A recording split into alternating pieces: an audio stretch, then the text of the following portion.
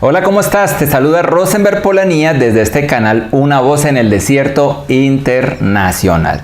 Y para mí es un gusto estar con ustedes en este tiempo, en el cual yo quiero reflexionar sobre un tema que ha tocado mi corazón y lo he titulado ¿Está Dios complacido con nuestras iglesias? Y este tema surgió de estudiar las iglesias del Nuevo Testamento y compararlas con las iglesias de hoy en día. Sabemos que esas iglesias del primer siglo fueron las iglesias que abundaron en multitudes de conversiones. Fue un avivamiento tan genuino que se manifestaba el Espíritu Santo de tal forma que habían prodigios, señales, maravillas, cosas asombrosas que al día de hoy no se han podido ver. Algo se perdió en estos 2000 años. Pero hay algo en que sí coincidimos, y es en los errores, los fracasos. Y para eso me he tomado la molestia de estudiar la Iglesia de Galacia. La carta a los Gálatas, escrita por Pablo, como en el año 52, la cual es la primera carta que escribió el apóstol Pablo, nos va a servir de referencia. Tengamos en cuenta que la Iglesia de Galacia era un conjunto de iglesias en lo que hoy en día es Turquía. El apóstol Pablo en el primer viaje misionero las fundó. Y en el tercer viaje misionero creó esta carta desde Éfeso. Y yo quiero que vayamos al capítulo 3, verso 1. Y dice así: Oh Gálatas insensatos, ¿quién os fascinó para no obedecer a la verdad a vosotros, ante cuyos ojos Jesucristo fue ya presentado claramente entre vosotros como crucificado?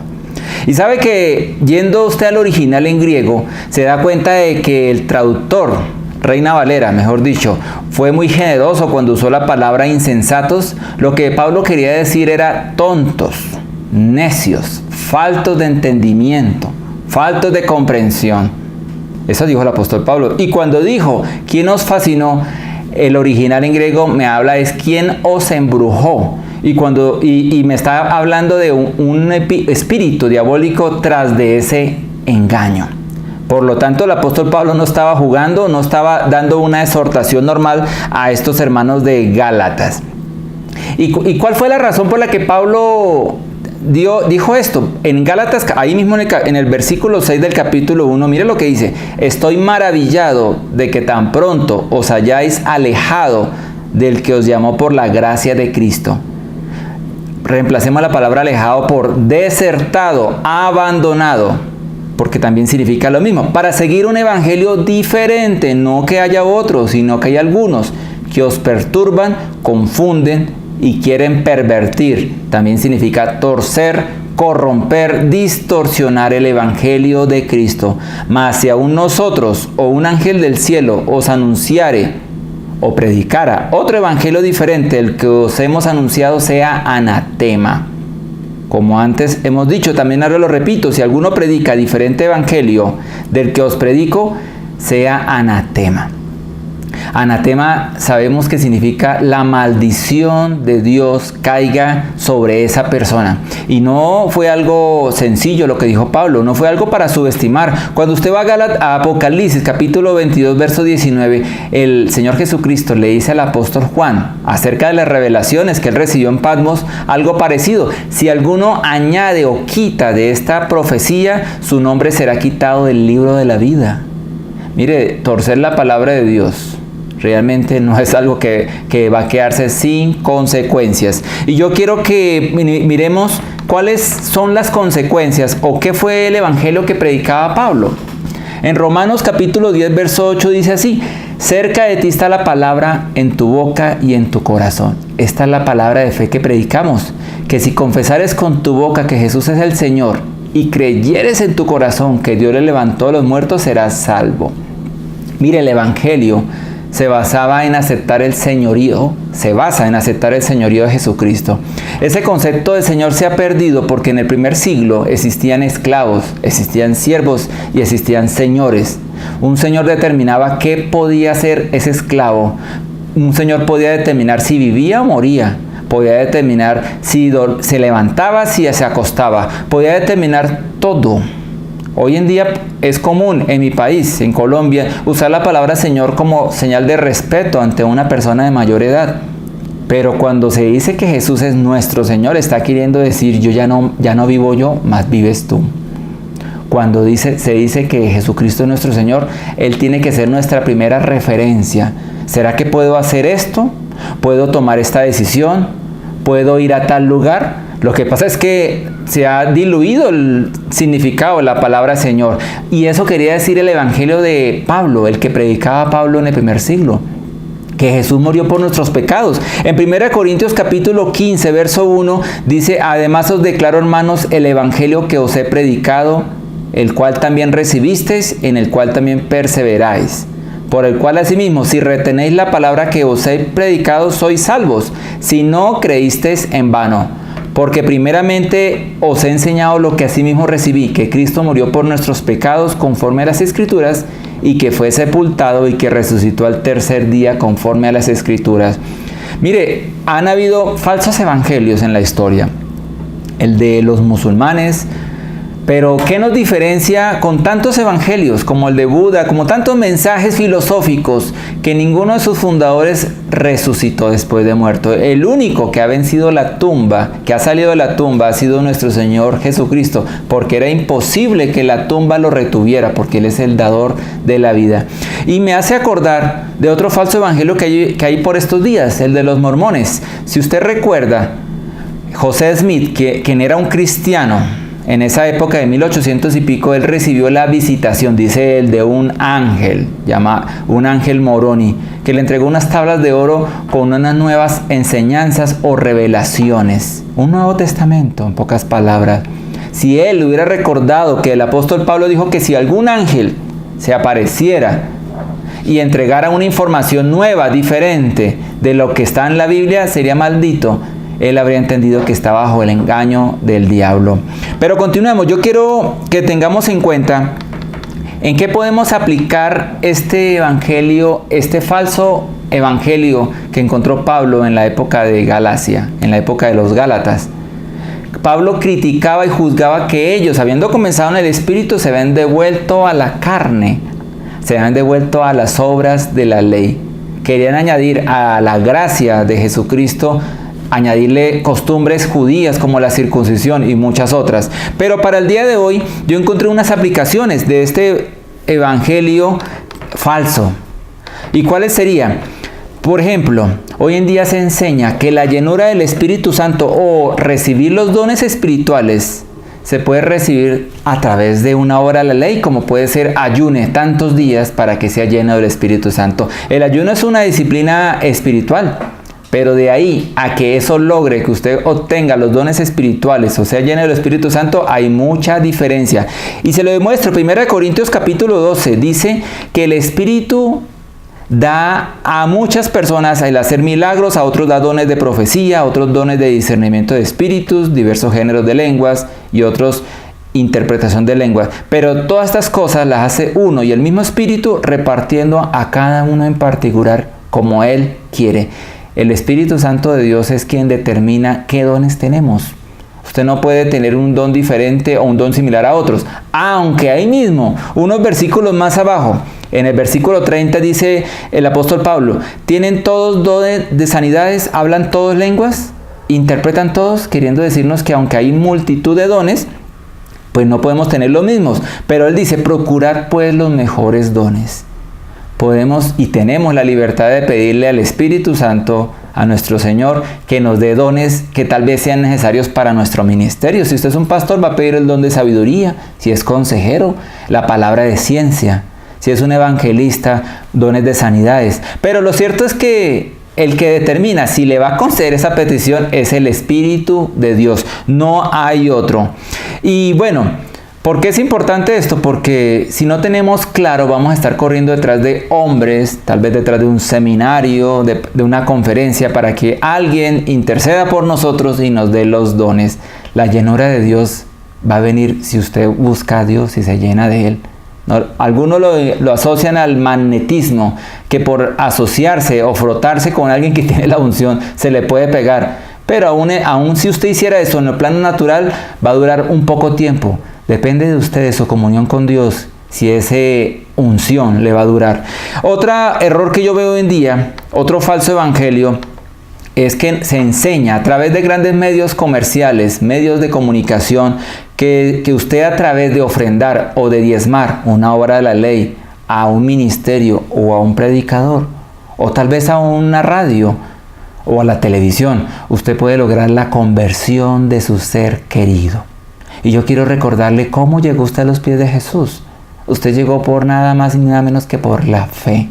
El apóstol Pablo, cuando estuvo encarcelado, él le dijo a ese hombre, a ese carcelero, le dijo: cree en el Señor Jesucristo y serás salvo tú y tu casa. Eso lo vemos en Hechos capítulo 16. Hoy en día estos predicadores pueden usar la palabra pacto. Ya la han erradicado, pero siguen manteniendo siembra, ofrenda, dar. Y todo eso tiene, si hay una mediación de dinero a cambio de la salvación o conversión de un alma, es una total felonía, una total herejía. La fe es el único medio por el cual llegamos a Dios. En Efesios capítulo 2, verso 8, dice el apóstol Pablo: sois salvos por medio de la fe. Y esto no de vosotros, no por obras, no por lo que hagamos, no por un ayuno, no por una ofrenda, no por una siembra, no por un pacto, sino por medio de la fe, para que nadie se gloríe, para que nadie sea arrogante. Lamentablemente, estos ministerios hacen que la gente ponga su esperanza, su fe en una ofrenda, en una transacción comercial. Y algunos dirán: ¿pero por qué funciona? Funciona porque usted coloca la fe. Yo lo invito, coloque la fe y verá el mismo resultado. Y sigue diciendo otro falso evangelio: las sanidades. También estos mismos ministerios, estos mismos predicadores, lamentablemente, estimulan, motivan que la gente les lleve su dinero para lograr sanidades, para lograr ser sano de una enfermedad. Es lo mismo que el anterior error. Mire, nuestro Señor es nuestro sanador. Él se le reveló al pueblo israelita como Jehová Rafa, como Jehová nuestro sanador. Pero eso era un acto de fe. Un acto de fe en sus promesas, un acto de fe en que Él es bueno, en que Él es misericordioso. No nos podemos dejar convencer de que este evangelio falso de las sanidades a cambio del dinero, de la provisión, va a reemplazar la fe. Mire, y se lo demuestro. Vayamos a Mateo capítulo 10, verso 5. El Señor Jesús dice: a estos 12, a los 2 apóstoles envió Jesús y les dio instrucciones diciendo: por camino de gentiles no vayáis y en ciudades samaritanos no entréis, sino id antes a las ovejas perdidas de la casa de Israel. Y yendo predicad diciendo: el reino de los cielos se ha acercado. Presta atención, verso 8 de Mateo 10. Sanad enfermos, limpiad leprosos, resucitad muertos, echad fuera demonios. De gracia recibisteis, de gracia dad. Jesús estaba diciendo que así como recibimos gratis por medio del Espíritu Santo los dones, que pueden ser de sanidades, pueden ser para liberar presos espirituales, nada, no tiene que ver dinero a cambio. Todo es gratis, gratuitamente. Él nos lo dio gratis. ¿Por qué se deja usted engañar de que si aporta dinero por más buena causa? Porque yo sé que la causa que se hablan es construir iglesias, expandir radios, montar televisoras, pero lo que hacen es a través de una mentira. Porque la gente que no tiene el dinero, ¿qué puede hacer? No va a poder reclamar un milagro de parte de Dios. El Señor Jesús nos dijo: de gracia recibisteis, predicadores, de gracia regálenlo. No podemos hacer nada más que pedirlo por fe y recibirlo por fe. ¿Sabe que aquí entra un pecado que nació en esa época de la primera iglesia y es la simonía? La simonía se define como la compra o venta de dones espirituales. En el libro de Hechos de los Apóstoles capítulo 8, y usted debe conocer ese pasaje, el evangelista Felipe, uno de los 7 diáconos, imagínense los diáconos de esa época, eran evangelistas, hizo tantos milagros, hubo tantas conversiones en la región de Samaria que los apóstoles, Pedro y Juan, fueron enviados para ir a ver esa grande obra. Y cuando ellos estaban ahí, como estaban orando por las personas para que fueran bendecidos por parte de Dios, había un hombre que se había convertido que se llamaba Simón el Mago. Era un hombre que practicaba las artes mágicas y que por mucho tiempo había engañado a la población de Samaria hasta que llegó el reino de los cielos a través de Felipe. Ese hombre, cuando vio que cuando los apóstoles tocaban, oraban por la gente, comenzaban a operar dones, y eran los dones de lenguas, porque estaba ocurriendo un pequeño Pentecostés samaritano. Eso es lo que estaba ocurriendo. Este hombre les dijo a ellos, y dice así: quiero que danme también a mí este poder para que cualquiera a quien yo impusiere las manos reciba el Espíritu Santo. Entonces Pedro le dijo, tu dinero perezca contigo porque has pensado que el don de Dios se obtiene con dinero. ¿Piensas que los dones de Dios se pueden comprar? Eso fue lo que le dijo Pedro. Mire, este error, de ahí viene la simonía. Y el apóstol Pedro de una vez le da una exhortación que dice que si no se arrepiente va a terminar muerto en el infierno. Esta simonía que nació desde esa época de Hechos de los Apóstoles allá en Samaria, se mantuvo por mucho tiempo en la iglesia hasta el día de hoy. Y por eso hoy en día ha venido esa corriente en la cual decir, te puedo dar mis dones si tú inviertes en mi ministerio. Te puedo orar porque tu familiar sea sano, sea salvo, si inviertes en mí. Si inviertes en mí por una buena causa. Hermanos, no se dejen engañar. La simonía no tiene otro deseo más que alejarnos de la fe de nuestro Señor y Salvador Jesucristo. Mire, en Santiago 5:14 dice el apóstol Santiago, ¿está alguno enfermo entre vosotros? Llame a los ancianos de la iglesia y oren por él, ungiéndole con aceite en el nombre del Señor.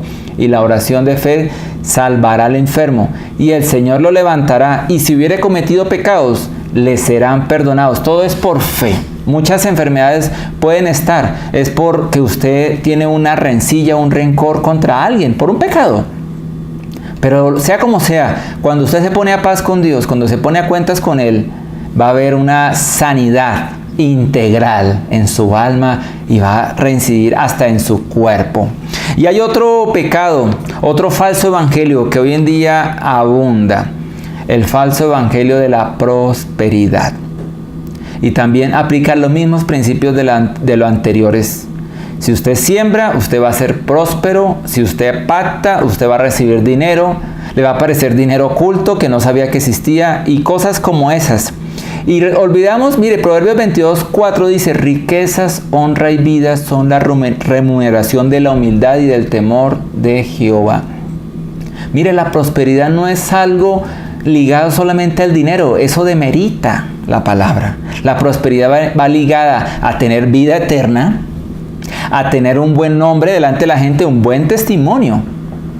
La prosperidad va ligada a que usted sea una persona de fe que emprenda y muchas cosas porque viene en el nombre de Jesús, va a poder tener la sabiduría para sacarlas adelante, la bendición. Pero la prosperidad que hoy prometen la han ligado solamente al dinero. Lamentablemente las riquezas, y digo lamentablemente, se necesita el dinero para poder comprar en este mundo. Pero de ahí a que usted piense que si puede comprar la salvación o que si puede comprar la sanidad, puede comprar también las riquezas, está equivocado. Tal vez usted no va a poder reemplazar estudiar, hacer negocios, cosas lícitas, porque sembró un dinerito en el reino de los cielos. Mire, el Señor nos dio promesas. En el libro de Malaquías dice que cuando usted siembra en el reino de los cielos, Dios bendice, hay cielos abiertos. Y aunque eso ha sido hoy en día por muchos desprestigiado porque se piensa de que el dinero no bendice el reino de los cielos, sí lo bendice porque se necesita para la obra, para la expansión, para los misioneros, para tantas causas, pero no podemos comprar la riqueza. No se deje engañar. Mire, el Señor Jesús nos dio una promesa linda. En Mateo 6 dice, no os afanéis pues diciendo qué comeremos o qué beberemos o qué vestiremos, porque los gentiles, o sea, los no creyentes, buscan también estas cosas, pero vuestro Padre Celestial sabéis que tenéis necesidad de todas estas cosas, mas buscad primeramente el reino de Dios y su justicia, y todas estas cosas serán añadidas. Este falso evangelio de las riquezas, de la prosperidad, hace caso omiso a estas promesas de Dios. Dios no es injusto para olvidar que en este mundo necesitamos vestirnos, necesitamos comer, necesitamos las cosas, ¿cierto? Pero hay una prioridad que usted no puede cambiar. Si usted deja el lado de Dios, buscar de Dios, si usted deja de aplicar los principios de Dios. En el libro de Proverbios nos habla del principio de la hormiga. Nos habla de un principio de trabajar, de ahorrar, ¿cierto? Nos habla del principio de invertir en el reino de los cielos. Y cuando hablo es de sembrar, no esperando nada, no haciéndole al trueque, una transacción comercial. Dios ha prometido bendecirnos. Dios ha prometido, pero no podemos seguir este falso evangelio de la prosperidad. Y hay otro falso evangelio que también está muy pegado al anterior, y es en el cual nos prometen que por buscar a Dios se nos acaban los problemas, que cuando usted vive una vida de fe, usted no va a tener ni enfermedades, usted no va a sufrir, no va a llorar, olvidando que la fe no exime de pasar por algo llamado pruebas o desiertos. Miren, Mateo 16:24 dice, el Señor Jesús le dijo a sus discípulos, si alguno quiere venir en pos de mí, niéguese a sí mismo y tome su cruz y sígame. ¿Ustedes qué piensan? ¿Que tomar la cruz que Cristo nos da es fácil?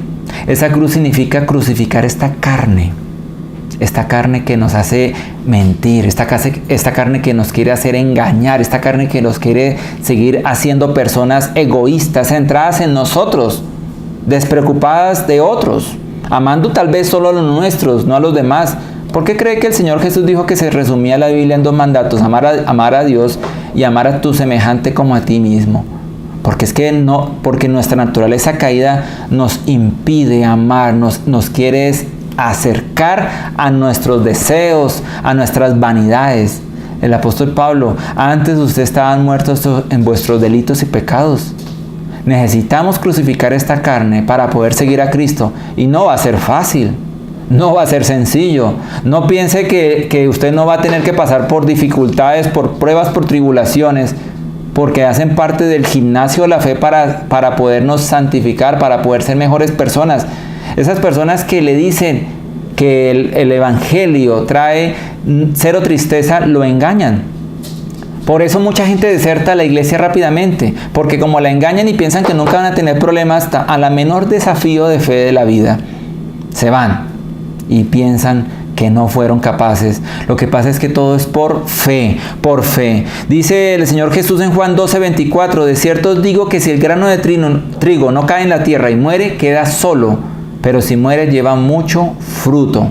Mire, el morir a esta carne egoísta va a permitir que demos fruto.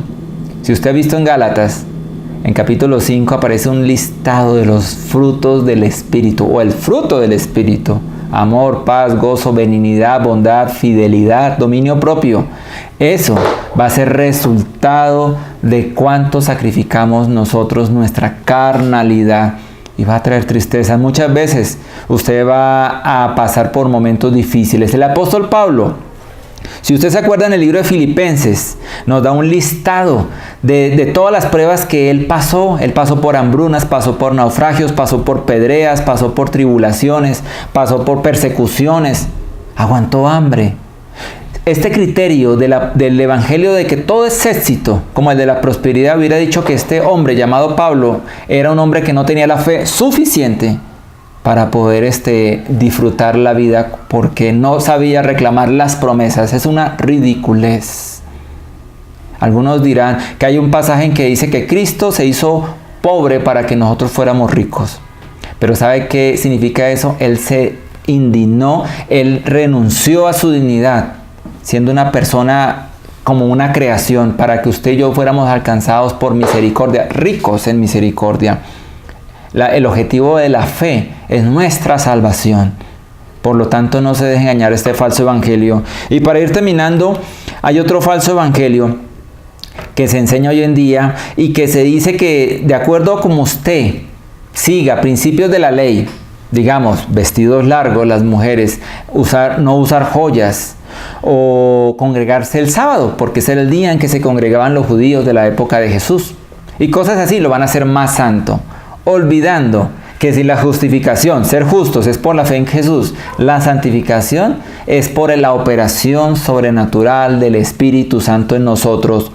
Mire, en Romanos 7:18 el apóstol Pablo dice una gran verdad, hablando de su vieja naturaleza. Él dice que en mí no hay nada bueno, porque cuando quiero hacer lo bueno no lo hago, y cuando trato de no hacer lo malo lo hago de todos modos. Y él termina diciendo, miserable de mí, ¿quién me librará de este cuerpo de muerte? Seguramente usted habrá dicho esto con otras palabras. Seguramente cuando usted cede a la carne y termina pecando, y después arrepintiéndose de su mala acción, usted habrá dicho, no puedo controlarme. Pues sí, por eso es que la santificación nuestra, ser más santos, aunque somos santos posicionalmente, ¿cierto? Tan pronto nos convertimos, esa santificación va a venir en cuanto renunciamos a la carne.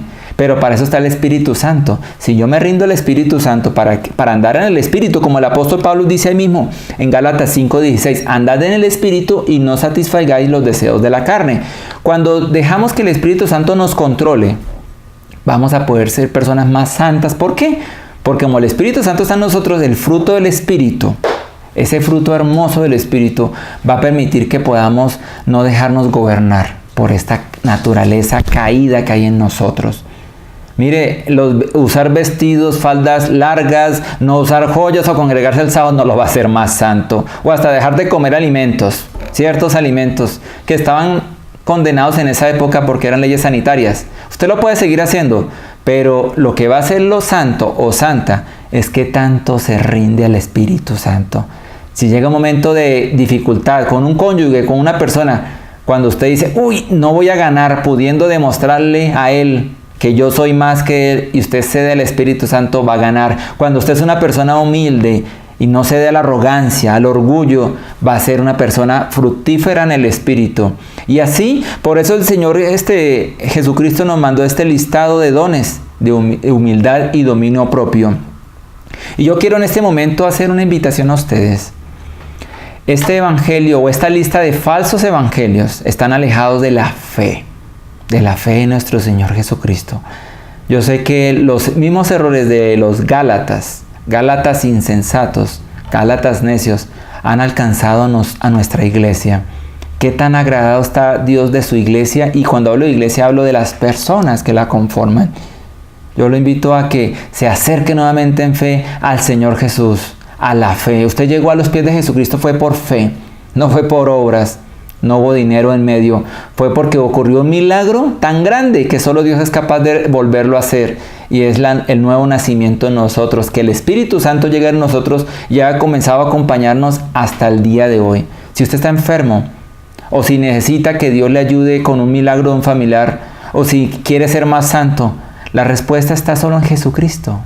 No está nadie más. No se deje engañar de esos falsos enviados de Dios, esos falsos mensajeros, esos falsos predicadores del Evangelio.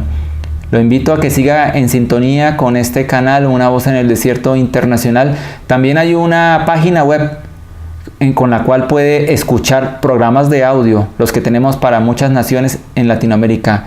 Nuestra página es www.unavozeneldesierto.org. También conózcanos en el FIDE visitando la página Una Voz en el Desierto INTL.